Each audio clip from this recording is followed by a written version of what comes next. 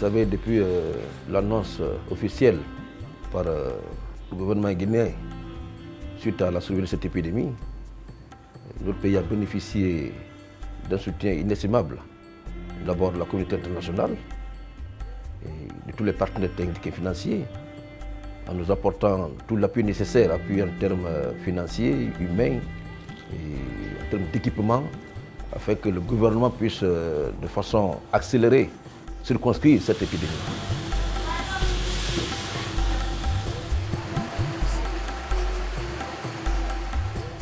La toute première leçon qu'on a prise sur cette épidémie et la façon dont le traiter, c'est que la communication devait être plus adaptée aux problèmes spécifiques que pouvait cette maladie, surtout aux problèmes culturels.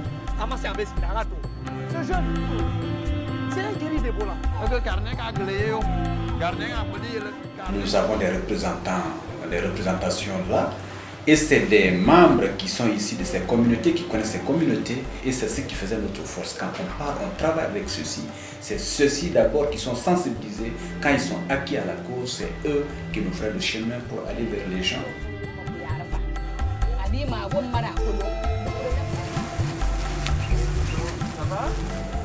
Le dernier cas positif a été admis le 22 février, mais elle est sortie le 6 mars. Bon, depuis cette date jusqu'à aujourd'hui, nous sommes toujours à 0 cas confirmé Ebola ici. Mais qu'à cela ne tienne, le centre reste toujours ouvert pour qu'ensemble on peut rester vigilant.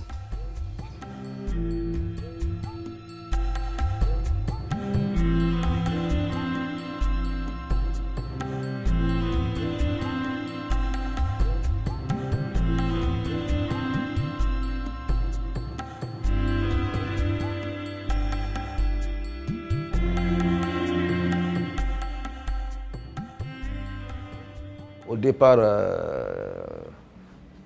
de cette épidémie, on avait mal communiqué.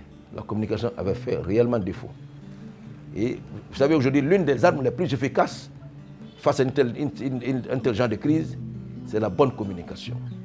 Quand je prends par exemple vers la région forestière où l'épidémie a commencé, on avait affaire à des communications ciblées en fonction des cultures, en fonction des pratiques sociales.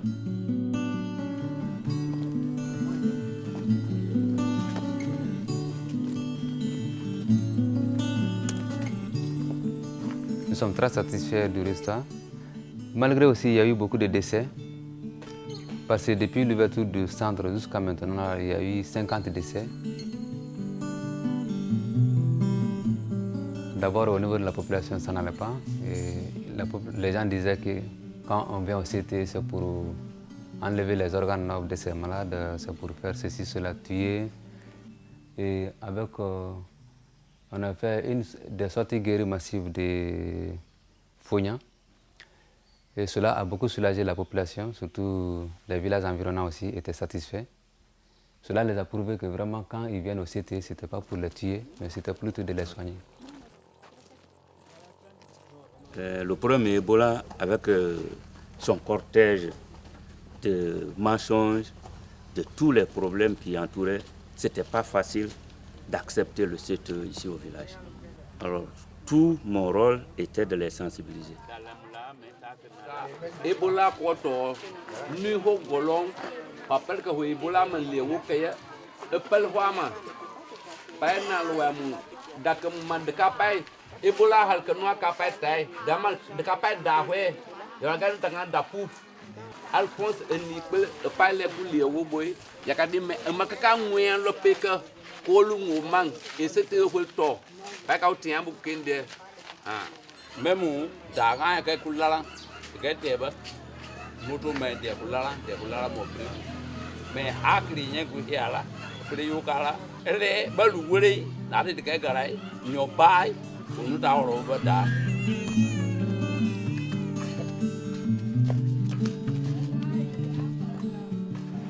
Dès le départ, le CPA s'est impliqué, comme les autres organisations humanitaires, sur le terrain pour lutter contre cette épidémie.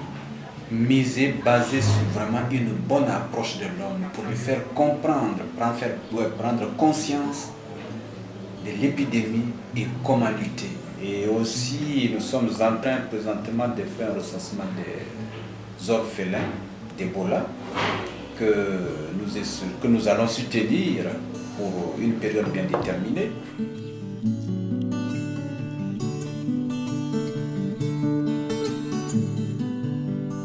Papa?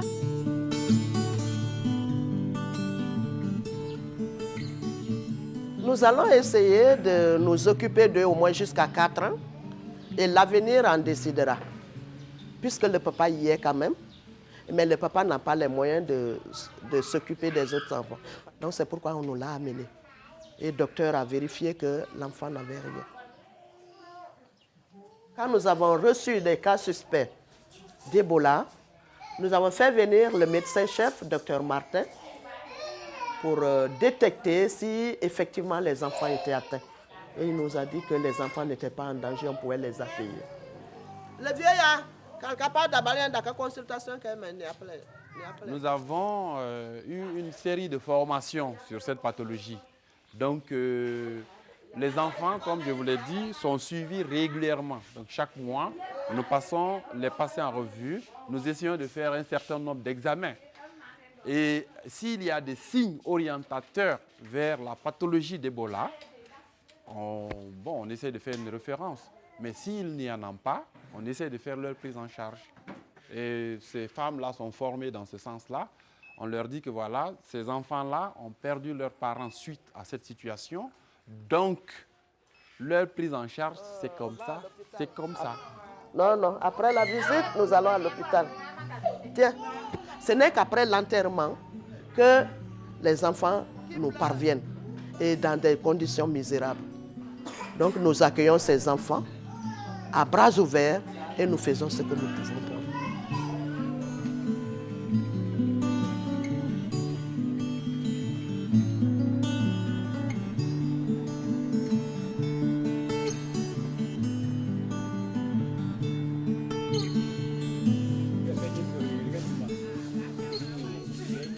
Orphelin d'Ebola, de cas à nous nan, de créer de pérégéba, orphelin à un couillé bala, de cas nous me haba, ya nononi kaba, de cas la kuita, lua kanye.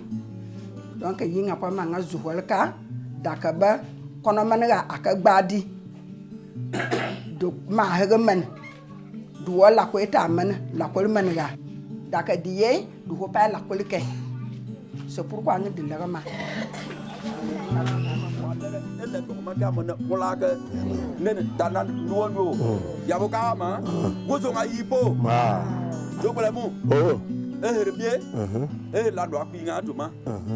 Il avait commencé à avoir beaucoup de résistance de la population. Soit les gens n'y croyaient pas, soit les gens ne voulaient pas suivre les principes qu'on demandait pour la guérison. Donc l'idée qu'on a eue, c'est d'utiliser les communicateurs traditionnels qui sont connus dans leur milieu.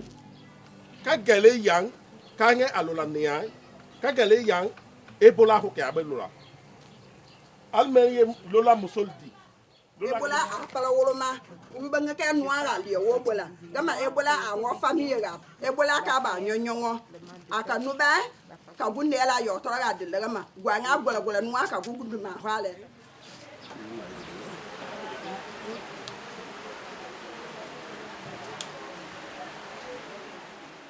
Par rapport à la transmission du message, la femme est très dynamique. Nous avons bondi sur ça pour considérer ça comme profit et envoyer les femmes vers les différentes communautés. Quand ils parlent à cette communauté, la communauté accorde du prix, du crédit à leur intervention.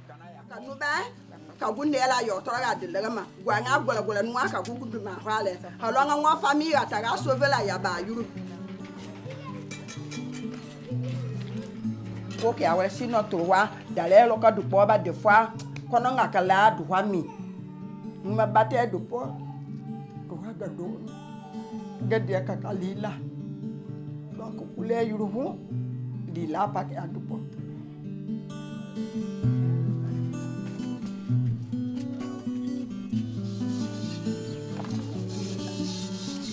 On a orienté notre action vers une communication plus sociale. c'est-à-dire essayer de faire du porte-à-porte pratiquement, rentrer dans les familles pour en parler. Parce qu'à la radio, bon, même si on fait les traductions, tout le monde n'a pas accès à la radio, surtout dans la zone forestière où l'épidémie avait commencé. C'était une zone vraiment enclavée.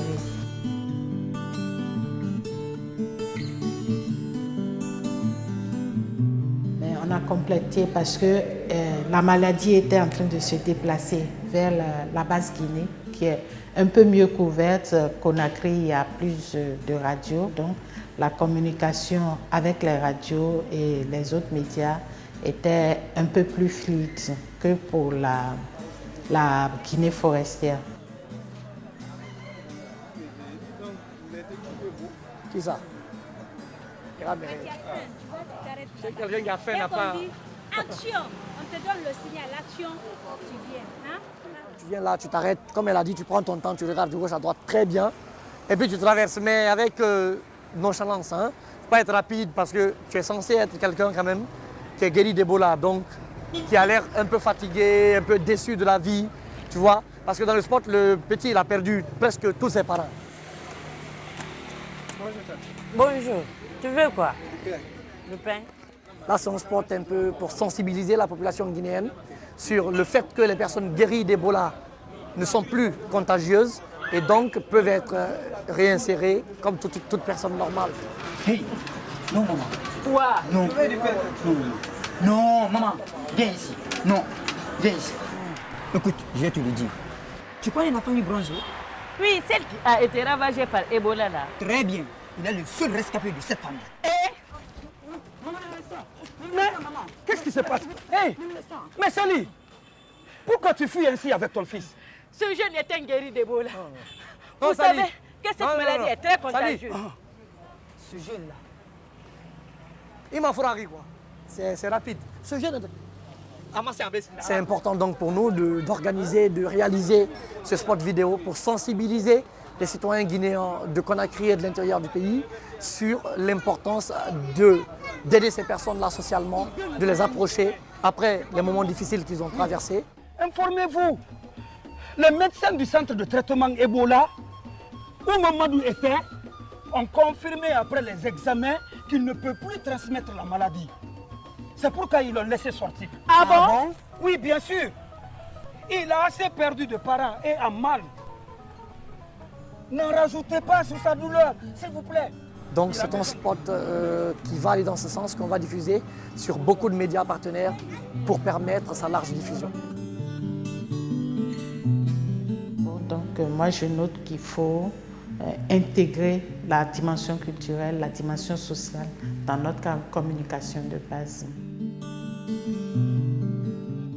Il fallait des gens comme nous pour approcher la famille. Puisque chez nous, on a vu que c'est les neveux qui savent parler à leur oncle, on était obligé par quartier de prendre ces neveux-là et de leur dire allez dire à vos oncles qu'effectivement Ebola est là. Et les gens ont vite compris le message parce que ces messages ont été adaptés.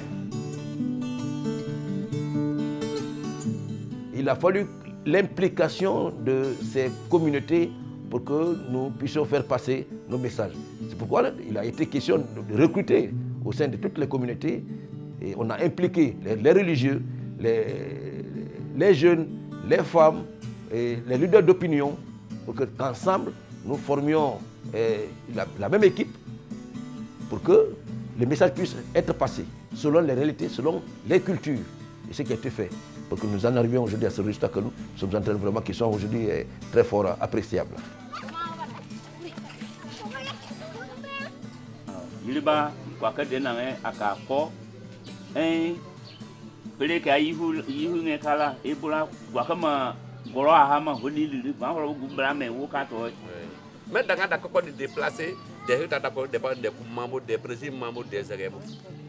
Donc vraiment hakle ku ne que ça comment wala hakle foi wala bo la Guinée ka de ku mante bo